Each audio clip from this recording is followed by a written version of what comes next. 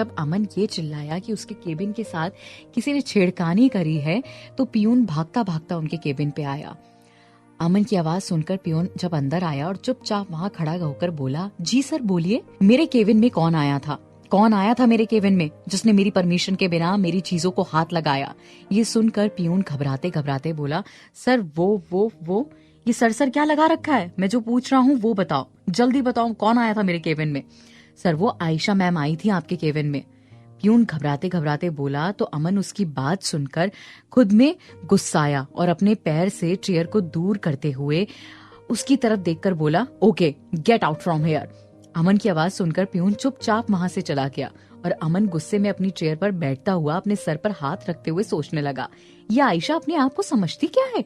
उसकी हिम्मत कैसे हुई और उसने किससे परमिशन ली मेरे केबिन में एंटर होने से पहले? मेरी चीजों से छिड़कानी करेगी, मैं उसे नहीं छोड़ूंगा।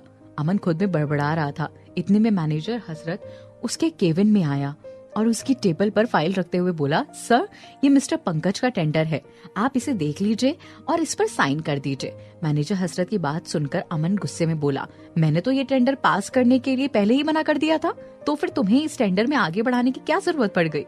पर सर हमें तो परमिशन मिली थी कि आपने ये टेंडर पास करने के लिए बोल दिया है। किसने कहा है तुमसे? सर आयशा मैम ने। ये सुनकर अमन कुछ सोचते हुए बोला, अच्छा ठीक है, तुम ये फाइल यहाँ रख दो, मैं देखता हूँ। अमन ने जवाब दिया तो मैनेजर हसरत वो फाइल वहाँ रखकर चला गया। मैनेजर हसरत के जाते ही अमन ने वो फाइल खोली और फिर उसके पन्ने पलटने लगा। फाइल देखने के बाद उसने अपना फोन उठाकर आयशा को फोन किया। 2-4 बार कॉल ना लगने के बाद जब आयशा ने कॉल रिसीव किया तो अमन उस पर चिल्लाते हुए बोला, तुम जितनी जल्दी हो सके उतनी जल्दी मेरी कंपनी आ जाओ, मुझे तुमसे बात करनी है। ओके मैं अभी आती हूँ। ये कहकर आयशा ने फोन रख दिया और करीबन 1 घंटे बाद अमन की कंपनी पहुंच गई। केबिन में जाते ही आयशा अमन की ओर देखकर बोली, क्या हुआ अमन, तुम इतने गुस्से में? आयशा को देखते ही अमन का गुस्सा और भड़क उठा। वो अपनी चेयर से उठते हुए बोला, तुम्हारी हिम्मत कैसे हुई मेरी चीजों से छिड़कानी करने की? तुम्हारी हिम्मत कैसे हुई मेरी कंपनी में मेरे केबिन में मेरे परमिशन के बिना आने की? तुम्हारी हिम्मत कैसे हुई मुझसे पूछे बिना मेरे टेंडर को पास करवाने की?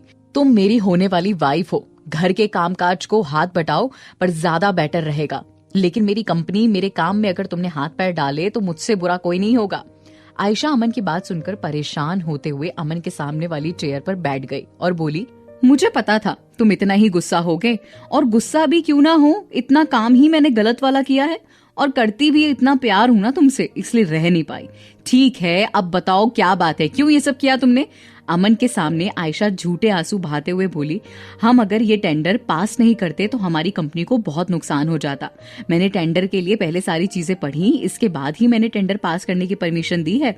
आपको भरोसा नहीं है तो फाइल खोलकर देख लीजिए, बहुत सारी चीजें देखने को मिली जो पहले आपको पता नहीं था। और ये सारी फाइल क्यों बिछड़ी पड़ी है मेरे केबिन में? कल मैं जाते जाते सारी फाइल चेक कर रही थी, इतने में मेरे हाथों से सारी फाइल छूट गई और इस फाइल के साथ सारी फाइल स्टैंड से नीचे गिर गई। इतने में लाइट ऑफ हो गई और फिर मुझे तुम्हारे केबिन से ऐसी हालत छोड़ के ही जाना पड़ा। सॉरी अमन। ठीक है कोई बात नहीं। अमन ने ऐसा कह तो दिया और आयशा ने अपने आंसू पोंछ भी लिए। अमन तुम मुझ पर शक करते हो? तुम ये सोच भी कैसे सकते हो मैं जो भी करती हूँ केवल और केवल इस कंपनी के अच्छे के लिए करती हूँ? मेरा यकीन करो, मेरा इंटेंशन तुम्हें गुस्सा करने का नहीं था। अमन आयशा की बात सुनकर आयशा के पास आया और उसे समझाते हुए बोला, सॉरी यार, मैंने तुम पर शक किया पर मैं बस गुस्से में था। Sorry Ayesha, I am really very very sorry. ये कहते हुए अमन ने आयशा को हक कर लिया तो आयशा अपनी कुटिलता भरी मुस्कान के साथ हंसती हुई मन ही मन सोचने लगी कि वाह क्या खेल खेला है तूने, मानना पड़ेगा तुझे तो कोई मात नहीं दे सकता। सच में बड़ी सफाई से खेल खेलती है तू, बड़ी चालाक लड़की है। अमन आयशा को खुद से दूर करते हुए बोला, मैं ये कह रहा था तुम्हें शॉपिंग के लिए चलना था ना मेरे साथ, तो आज शाम हम चल लेंगे, तुम रेडी हो जाना। ओके, आयशा ने हंसकर जवाब दिया और वहां से चली गई। आयशा के जाते ही अमन ने उस फाइल पर साइन किया और मैनेजर हसरत को बुलाकर वो फाइल दे दी। मैनेजर हसरत गुस्से में वो फाइल लेकर अपने केबिन में गया तो मिस रिचा उसे देखते हुए बोली, क्या बात है, तुम बहुत गुस्से में नजर आ रहे हो। ये देखिए सर ने मिस्टर पंकज का टेंडर पास करवा दिया। पंकज का टेंडर? मिस रिचा परेशान होते हुए बोली, हाँ पता नहीं अब उस आयशा ने क्या नई पट्टी पढ़ाई है अमन सर को, वो जाने बगैर ही ये सब काम करने लगे हैं। हाँ वही तो, हमारे बस की तो अब बात ही नहीं रही है अमन सर को समझाना। वो हमारी बात ही नहीं मानते हैं, बिना जवाब दिए ही पता नहीं क्या क्या करते हैं। मिस रिचा ने जवाब दिया तो मैनेजर हसरत उसकी बात का कोई जवाब दिए ही बिना बस मुस्कुराकर वहां से अपने केबिन में गए और टेंडर पास करने के लिए एग्रीमेंट बनाने लगे। अमन की कंपनी से उससे मिलकर आयशा घर पर गई। आयशा को देखते ही अमन की चाची उसके पास आते हुए बोली, बेटा आ गई तुम? जी आंटी, मम्मी कहाँ है? अपने कमरे में है। आयशा अमन की चाची की बात सुनकर अमन के माँ के कमरे में गई। आयशा को देखकर अमन की माँ गहने बेड पर रखकर बोली, आओ बेटा, मैं तुम्हारे ही इंतजार में थी। मम्मी बताइए, आपने मुझे इतनी जल्दी क्यों बुलाया?